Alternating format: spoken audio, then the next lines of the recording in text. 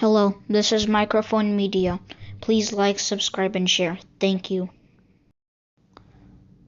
Hello, this is Microphone Media. Please like, subscribe, and share. Thank you.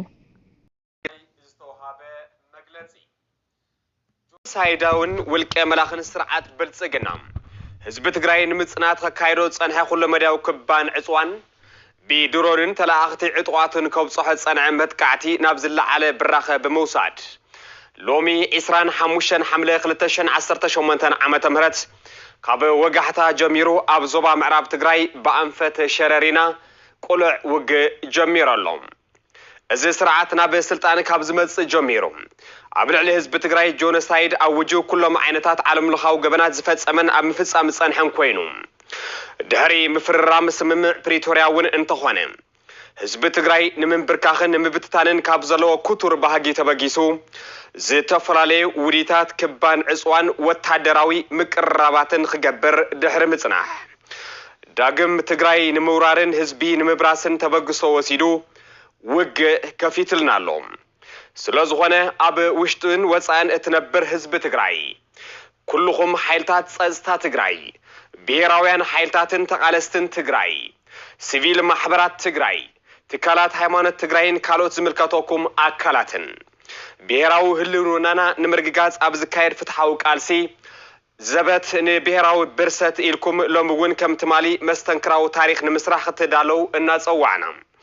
እቲ ተጀሚሩ ዘሎ ዳግም ወራርን ጽንተትን ዝምልከቶ ምዕባለታት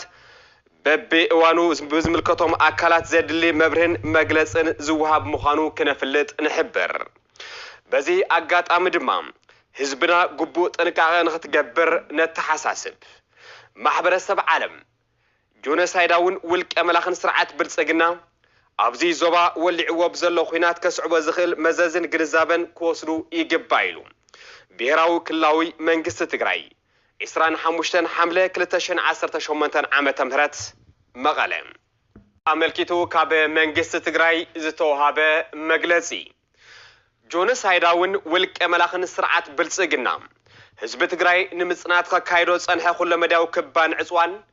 ቢድሮንን ተላእኽቲ ዕጥዋትን ከብጽሖ ጸንሐ መጥቃዕቲ ናብ ዝለዓለ ብራኸ ብምውሳድ ሎሚ 25 ሐምለ 2018 ዓመተ ምህረት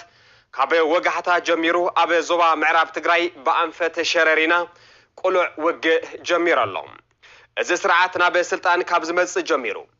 ኣብ ልዕሊ ህዝቢ ትግራይ ጆኖሳይድ ኣውጁ ኩሎም ዓይነታት ዓለምለኻዊ ገበናት ዝፈጸመን ኣብ ምፍጻም ጸንሐን ኮይኑ ድሕሪ ምፍርራም ስምምዕ ፕሪቶሪያ እውን እንተኾነ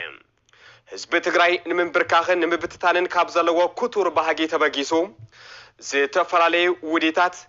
ክባን ዕጽዋን ወታደራዊ ምቅርራባትን ክገብር ድሕሪ ምጽናሕ ዳግም ትግራይ ንምውራርን ህዝቢ ንምብራስን ተበግሶ ወሲዱ ውግ ከፊትልና ኣሎ ስለዝኾነ ኣብ ውሽጥን ወፃእን እትነብር ህዝቢ ትግራይ ኩልኹም ሓይልታት ጸጥታ ትግራይ ብሄራውያን ሓይልታትን ተቃለስትን ትግራይ ሲቪል ማሕበራት ትግራይ